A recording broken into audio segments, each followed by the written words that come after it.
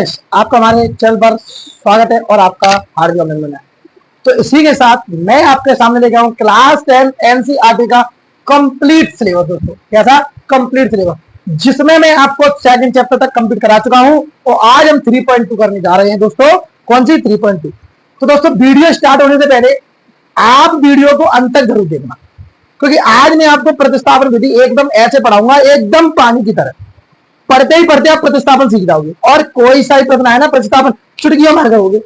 कैसे है चुटकियों में? तो वीडियो को अंत तक जरूर देखना। अगर 2025 में पेपर को तोड़ना है, फोड़ना और पेपर की खोपड़ी में छेद करना है तो वीडियो को अंत तक देखना तो कतई ना भूलिए। और इसी के साथ अगर हमारे चैनल पर नए हो तो हमारे चैनल को सब्सक्राइब करें और वीडियो को ज्यादा से ज्यादा लाइक करें। और इसी के साथ हम आपके सामने देखा है क्लास 10 मैथ की एक्सरसाइज नंबर 3.2 का पहला प्रश्न। दोस्तों पहला प्रश्न, निम्नलिखित समीकरण युग्म को प्रतिस्थापन विधि से हल कीजिए। तो मैं आपको, हमें पहला प्रश्न भी दे रखा है, तो प्रश्न कराने से पहले मैं आपको प्रतिस्थापन विधि समझाता हूं। दोस्तों आइए हम एक एग्जांपल के जरिए एक प्रतिस्थापन विधि के बारे में समझने की कोशिश करते हैं। दोस्तों ये मान लीजिए हमने दो समीकरणों को मान लिया। क्या मान लिया? दो समीकरण, यानी दो इक्वेशन है, दो युग्म है हमारे। तो देखो प्रतिस्थापन विधि क्या कहती है दोस्तों? प्रतिस्थापन विधि क्या कहती है हमसे? तो प्रतिस्थापन विधि कहती है आप कोई सा भी एक समीकरण लीजिए, कोई सा भी एक समीकरण लीजिए आप। तो हम लेते हैं समीकरण एक, कोई सा भी ले लीजिए दोस्तों आप। तो मैंने ले ली समीकरण एक। ये दोस्तों आपका समीकरण एक हो गया। यहां से आपको समीकरण 3 बनाना ही पड़ेगा। समीकरण 3 बनाते कैसे? कोई भी एक वैल्यू ले जाओ, कोई भी एक वैल्यू निकालनी है। तो मैं एक्स का दोस्तों मान निकालूंगा तो भाई मुझे कहां ले जाना पड़ेगा? बराबर ले जाना पड़ेगा। तो मेरा इस प्रकार समीकरण 3 बनकर तैयार हो जाता है। दोस्तों समीकरण 3 तैयार हो गया। दो समीकरण से तीसरा समीकरण बना लिया। अब एक्स का मान, जो समीकरण आप लोगे उसमें आप कतई एक्स का मान नहीं रखोगे। दोस्तों प्रतिस्थापन विधि कहती है जो समीकरण लोगे उसमें आपको मान नहीं रखना है। अब एक्स का मान आप समीकरण 2 में रखोगे तो आप बाई की वैल्यू फाइंड आउट करोगे और बाई से आप एक्स की वैल्यू फाइंड आउट कर लोगे। तो ये प्रतिस्थापन विधि का आपका एक जरिया था जो आपको मैंने अच्छी तरीके से समझा दिया है। तो इसी के बाद दोस्तों हम अपने प्रश्न की तरफ चलते हैं। तो दोस्तों हमारा प्रश्न क्या है? एक्स प्लस वाई बराबर 14 और एक्स माइनस वाई बराबर 4। बहुत ही अच्छी तरीके से करेंगे। आइए दोस्तों सबसे पहले हम प्रश्न को एज इट इज लिखते हैं, जैसे का तैसा। ये एक होता है दोस्तों और जो हमारा समीकरण नंबर बनता है, जैसा कि मैंने आपको बताया था प्रतिस्थापन विधि से दोस्तों हम करेंगे। प्रतिस्थापन विधि से दोस्तों हम करेंगे। तो देखिए एक्स प्लस वाई बराबर दोस्तों हमें दे रहा है 14। अब देखिए यहां से कोई भी आप एक वैल्यू निकाल लो। अगर बाई की वैल्यू निकालोगे तो एक्स ले जानी पड़ेगी और एक्स की वैल्यू निकालोगे तो बाई ले जानी पड़ेगी। तो बाई ले जाएगा तो क्या हो जाएगा दोस्तों? माइनस का हो जाएगा। समीकरण नंबर दोस्तों हमारा कितना बन जाएगा? 3। ये क्या बनेगा? समीकरण नंबर 3 बन गया। अब एक्स का मान दोस्तों, एक्स का मान समीकरण 2 में रखने पर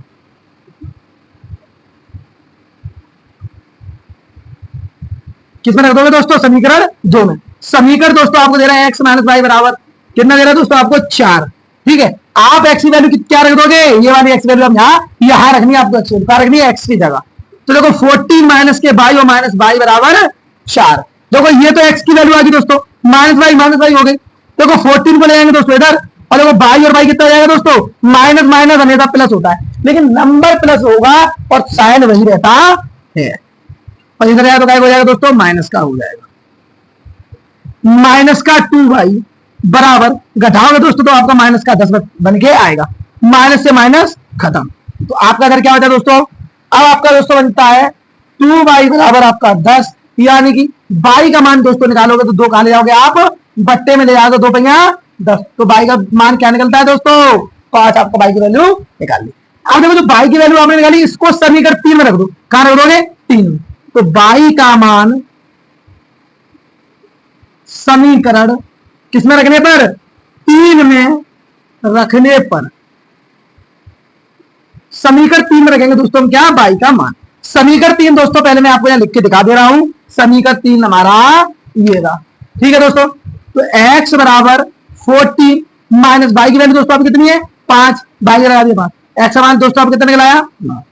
तो इस प्रकार हमने x और y दोनों के मान हम निकाल चुके हैं। तो ये प्रतिस्थापन विधि से मैंने आपको x और y का मान निकालना एक एक स्टेप से समझा दिया है। ये श्रृंखला में दूसरा पाठ करने जा रहे हैं। तो आइए दोस्तों समीकरण एक तो आपका दोस्तों दे रहा है एस माइनस टी बराबर 3, इसको तो दोस्तों आप एक मान लोगे। अब आपका ये है, इस समीकरण को आपको बनाना पड़ेगा। तो एस अपॉन 3 दोस्तों और टी अपॉन 2 बराबर 6। सबसे पहले आप इन 3 और 2 का क्या ले लोगे दोस्तों, एलसीएम। 3 और 2 का एलसीएम ले लेंगे तो 2 का इधर गुणा हो जाएगा, 3 का इधर गुणा हो जाएगा। 2 का दोस्तों एस में करेंगे तो 2s प्लस 3 का टी में करेंगे दोस्तों तो 3t बन जाएगा बराबर में 6। और इसका इसमें क्या कर देंगे दोस्तों, मल्टीप्लाई। तो दोस्तों क्या बनेगा आपका 2s प्लस 3t बराबर 6 का 6 गुणा कर देंगे तो कितना जाएगा दोस्तों, 6 6 36 होता है। तो समीकरण नंबर हमारा दोस्तों क्या बनेगा, समीकरण 2 बनके तैयार हो गया है। मैंने अभी आपको बताया समीकरण 3 बनाने का आपका काम जारी रहेगा। तो दोस्तों हम क्या करेंगे, प्रतिस्थापन विधि से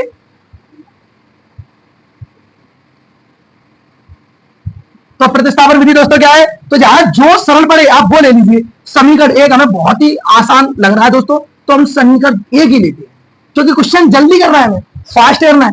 ले लिया हमने s माइनस टी बराबर दोस्तों 3 और t को ले जाएंगे दोस्तों इधर, तो s की वैल्यू दोस्तों क्या हो जाएगी, 3 प्लस t हो जाएगी। समीकरण में दोस्तों आपका कितना बन गया, ये आपका 3 बन गया, ठीक है ना।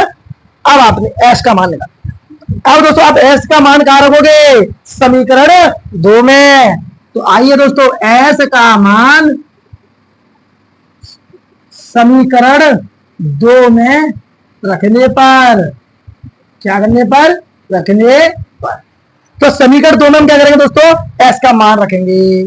आइए समीकरण 2 दोस्तों हम लिखते हैं पहले 2s प्लस 3t बराबर 36। केवल आप s का मान रखोगे, यहां s की जगह 2 रहेगा गुणा में और 3t का 3t रहेगा दोस्तों बराबर 36। ये नंबर मैंने आपको इसलिए लिखे क्योंकि आपको क्वेश्चन समझ में आएगा। 2 इसके गुणा में तो गुणा में रहेगा, ये नंबर जैसा वैसा वैसे रख दिया। s की जगह मान क्या रखोगे, 3 प्लस 2 सॉरी 3 प्लस t रखेंगे दोस्तों, क्या रखेंगे 3 प्लस t। आइए 2 का गुणा कर दीजिए दोस्तों ब्रैकेट में, तो 2 का 3 में करोगे 6 और 2 का t में करोगे तो 2t हो जाएगा और प्लस 3t बराबर 36 हो जाएगा। ये दोनों जुड़ जाएंगे और जे माइनस में ले जाएंगे। तो देखिए 3 और 2 दोस्तों कितना होता है 5t और 6 ले जाएंगे इधर, तो ये किसमें बन जाएगा दोस्तों आपका माइनस में, कितना बन जाएगा दोस्तों माइनस में। तो 5t बराबर घटाने तो कितना देगा दोस्तों 30 और 5 से 30 कितना घटता है दोस्तों 6 बार। तो आपका t बराबर दोस्तों कितना निकलाया 6। t का मान मैंने आपको बताया कितना रखना है 3 में, तो रखोगे क्या t का मान समीकरण 3 में रखने पर, समीकरण 3 दोस्तों हम पहले यहां लिख के दिखाते हैं आपको। ये आपका समीकरण 3 है, t का मान आपका 6 है, तो 3 प्लस 6 हो जाएगा आपका। तो s बराबर दोस्तों आपका क्वेश्चन बनके तैयार होता है क्या दोस्तों 9। ये आपकी s की वैल्यू आपने फाइंड आउट कर ली। तो देखो मैंने t का मान भी आपको बता दिया, s का मान बता दिया, समीकरण 3 कैसे निकालते वही मैंने आपको समझा दिया। बहुत ही डिटेल में पढ़ा रहा हूँ, ऐसे आपको यूट्यूब पर किसी ने नहीं पढ़ाया होगा। तो ये हमने स्टेप बाय स्टेप क्वेश्चन को कर लिया है दोस्तों। हम दोस्तों हमारा पार्ट नंबर 3 करने जा रहे हैं। तो आइए हम पार्ट नंबर 3 देखते हैं। पार्ट नंबर 3 दोस्तों हमें दे रहा है क्या 3x माइनस वाई बराबर 3 और 9x माइनस ए बराबर 9। तो आइए 3x माइनस वाई बराबर 3 को समीकरण 1 मानते हैं दोस्तों और 9x माइनस 3y को समीकरण 2 मानते हैं दोस्तों। मैंने आपको बताया था क्या करोगे आप प्रतिस्थापन विधि से दोस्तों से आप हल करोगे, क्या करोगे प्रतिस्थापन विधि से इसे हल करोगे। तो मैंने आपको बताया था समीकरण 1 बनाना है, तो सॉरी समीकरण 3 बनाना है 1 को लेकर। समीकरण 1 से करेंगे दोस्तों तो 3x माइनस वाई बराबर आपका क्या बनेगा 3 समीकरण दे रखा है आपको। तो देखो वाई इधर लेके जाएंगे और 3 इधर ले आएंगे दोस्तों, तो देखो क्या जाएगा 3x जो इधर आएगा तो माइनस का 3 और इधर आएगा तो प्लस का 5 या y बराबर 3x माइनस का 3। ये आपका समीकरण नंबर क्या बन गया दोस्तों 3। y का मान समीकरण 2 में रखने पर, y का मान समीकरण 2 में रखने पर, समीकरण 2 में रखने पर समीकरण दोस्तों 2 क्या है आपका तो 9x माइनस 3y बराबर 9। ये समीकरण नंबर 2 दे रहा है, कितना दे रहा है 2। तो देखिए 9x का 9x माइनस 3 इसके गुणा में और गुणा खाली लिख लेंगे लिख देंगे। ये मैंने क्यों किया दोस्तों, क्योंकि आपको y की वैल्यू पुट करनी है, तो समझ में आना चाहिए वैल्यू पुट कैसे होती है। 9 का 9x हो गया, 3 का 3 हो गया, गुणा लगा के y का मान यहाँ रखेंगे, 9 हमारा y का मान आपका कितना है, ये दे रहा है, तो 3x माइनस का 3 इसको रख देंगे आप ब्रैकेट में, कितना रख देंगे ब्रैकेट में। तो दोस्तों 9x माइनस 3 का गुणा रख दो, तो 9x और माइनस माइनस क्या होता है दोस्तों प्लस, और 3 का 9 बराबर, ये नंबर दोस्तों हम लिखेंगे इधर 9x माइनस 9x, और ये 9 दोस्तों आपका बन जाएगा बराबर में, क्या बन जाएगा दोस्तों बराबर में, तो 9 माइनस 9, ये प्लस का क्या हो जाएगा माइनस का, देखो इधर इससे खत्म, इससे खत्म, इससे खत्म, इससे खत्म, तो दोनों तरफ 0 बराबर 0 आ गया। कभी भी दोस्तों आपको y 0 हो जाए या x 0 हो जाए तो उस समीकरण को हम आगे तो बना ही नहीं सकते, क्योंकि सब कुछ 0 हो चुका है। तो आइए आगे हम इसमें लिखते क्या है दोस्तों, यहां लिखेंगे दोस्तों, अतः अद्वितीय रूप से अद्वितीय हल प्राप्त नहीं होंगे। ये आपको क्वेश्चन नंबर बेटा आपका पहले का तीसरा पार्ट कंप्लीट हो चुका है। मैंने आपको एकदम मलाई मार के क्वेश्चन को बढ़िया तरीके से करा दिया। अब आपको इसमें कोई भी अक्षर समझ में ना आया हो, कोई भी स्टेप समझ में आया तो दोस्तों आप पूछ सकते हो। और इसी के साथ अगर आपको हमारी वीडियो अच्छी लगी हो, मेरा पढ़ाने का तरीका अच्छा लगा हो, हमारा कंटेंट बेस्ट लगा हो, तो आप हमारी वीडियो को लाइक करें, वीडियो को अपने दोस्तों में ज्यादा से ज्यादा शेयर करें दोस्तों, और हमारी वीडियो को लाइक करना तो आप भूलें ही ना, और चैनल को सब्सक्राइब तो आप करके जाइए। और इसी के साथ मैं आपको और भी चीजें कुछ बताऊंगा, वो आगे वीडियो में बताऊंगा। तो नेक्स्ट वीडियो में फिर मिलेंगे। सो जय हिंद, जय भारत, वंदे मातरम।